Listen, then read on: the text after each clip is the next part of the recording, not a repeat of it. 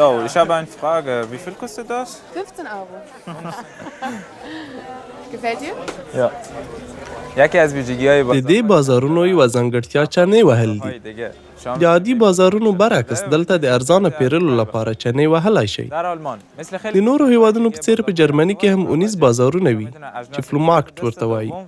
په دې بازارونو کې کارول شوي توکي پیرلی او پلورلی شئ. در این فلومارکت په دې بازارونو کې د کور د اړتیا وړ هر ډول نوي او زاړه توکي، جامې او نور شیان په ارزانه بیه موندلی شئ. خیلی مناسب پیدا کنید.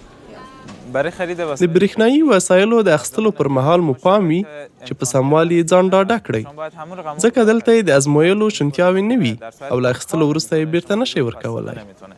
و برای خریدن د بایسکل اخیستلو پر مهال باید له پلورونکي نه د اخیستلو سند ترلاسه کړئ څو ډاډه شئ چې غلا شوی نه دی او تاسو ته د پولیسو د کنټرول پر مهال ستونزه نه جوړیږي.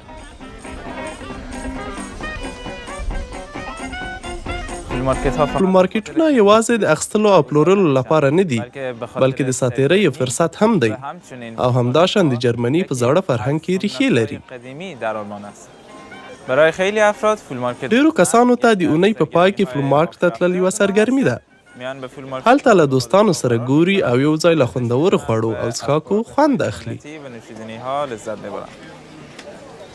در کنار این فلومارکت د دې مارکیټونو ترڅنګ آنلاین انټرنیټي مارکیټونه هم شته چې د دې بازارونو په شان هلته هم دوهم لاس توکي اخیستلی او خرڅولی شئ.